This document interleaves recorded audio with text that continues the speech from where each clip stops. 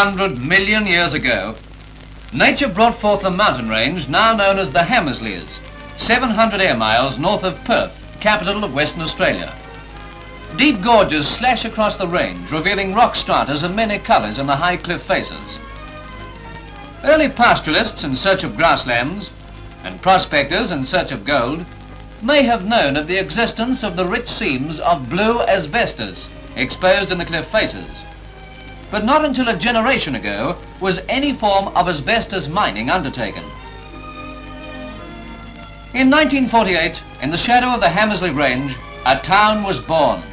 A town which in 4 years has grown to be the largest inland town in the north of Western Australia, Wittenoom. The comfortable homes of this remote tropical town have amenities which usually come to mining towns only after years of struggle. Wittenoom provides a fine example of rapid development by progressive private enterprise. It is a monument to the success of Australia's post-war migration program. Migrants from many parts of the world come to Wittenoom, and of the total population of nearly 900, 3/5 are migrants, and 20 different nationalities are employed by the operating company. Most migrants come under a 2-year contract of service, which for many is now nearing its end. It is confidently expected that all will stay on in Australia, and most of them in Wittenoom, when the 2-year term expires. Australia has brought to these people new hope, and they have responded by fusing into a stable, law-abiding community, anxious to play their part in the development of their new homeland. A common language is a prerequisite to mutual understanding, and towards this end the local schoolmaster plays an important part. Regular classes in English are held, whilst special newspapers are circulated by education authorities. Migrants invariably speak in English when conversing together, testifying to the success of the scheme. Like so many other things, medical attention for the people of Wittenoom arrives by air. Each week, the flying doctor arrives from Port Hedland, about 200 air miles away. Emergency calls involve that same long flight. Here, patients at the surgery await diagnosis or treatment. In the near future, the town will have a resident doctor and a modern, well-equipped hospital. Light and fragile freight from and to Wittenoom is carried by air. All passenger travel to and from the town is by the same means, except for the infrequent arrival of a private car. 200 miles from the coast, and farther from the nearest railhead, Wittenoom depends upon road transport for its bulk merchandise and mining supplies.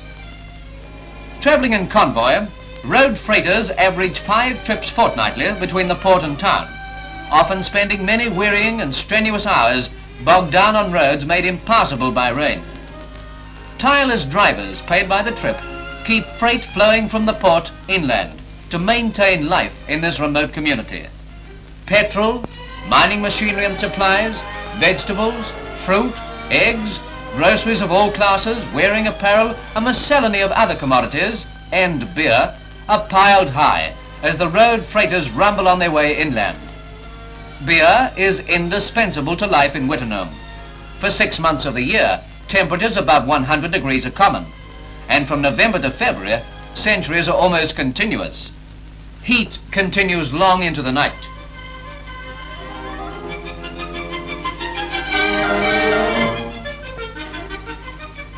From the township, a 7-mile road winds its way up Wittenoom Gorge, in which it was originally intended to establish the settlement.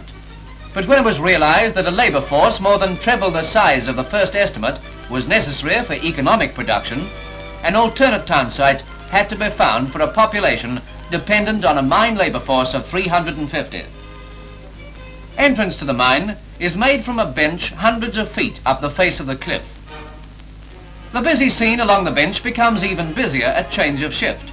Miners stroll from the change room to the mine, prepared for the underground gloom, and ore trains shunt back from the mill on their way to the underground battery charging section.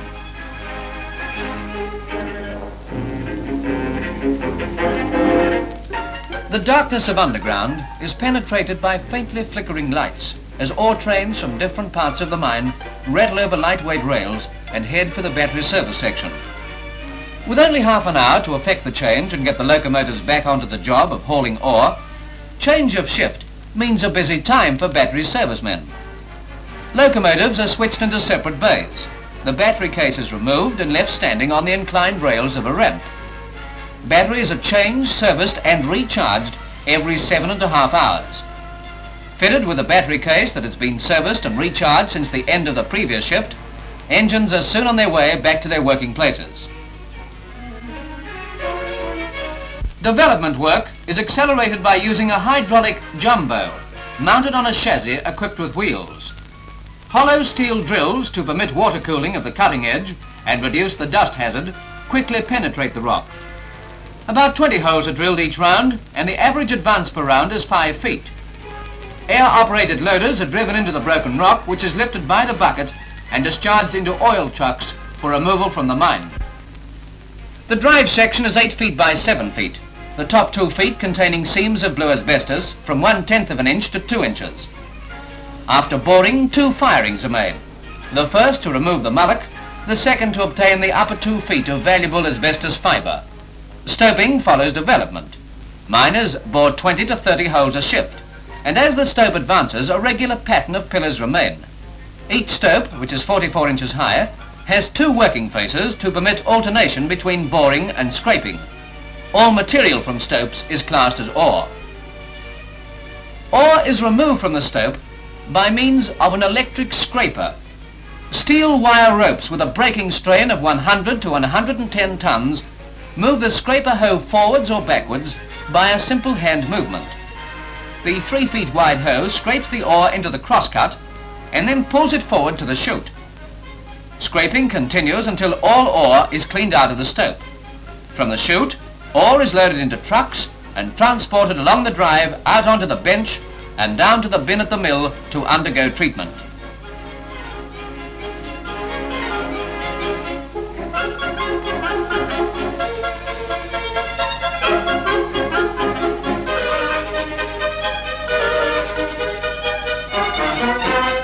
At the mill, large pieces of waste rock are first rejected. The remaining ore is passed through a jaw crusher and reduced to a maximum size of 3 inches. Fine material is then separated, and the coarse material goes to the secondary picking section where fibre-bearing ore is sorted for treatment. After further crushing, fibre-bearing ore is stored in a surge bin with the fine material from the revolving screen. From the surge bin, the ore is fed to another revolving screen in which the fibre is graded according to length. First grade fibre passes first to a fiberizing machine and then to a shaking machine which removes all dust. Shaking raises the fibre to the top of the ore bed and it's drawn off by air suction and bagged from the collectors. Treatment of second grade is similar. All discharges from first and second grade treatments pass on to the third grade treatment section, and from then onwards it is a continuous process of crushing by rolling, fiberizing, screening and separating by air suction until all fibre is freed from the ore. From the collectors, the fibre is bagged and stacked in readiness for transport to the coast.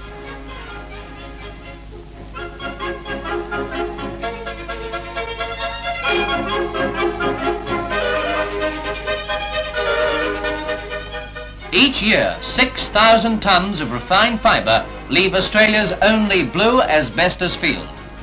But the immensity of the known deposits ensure a long and prosperous future for the town born as a result of the faith and enterprise of the operating company, a company responsible for many fine achievements in the industrial history of Australia.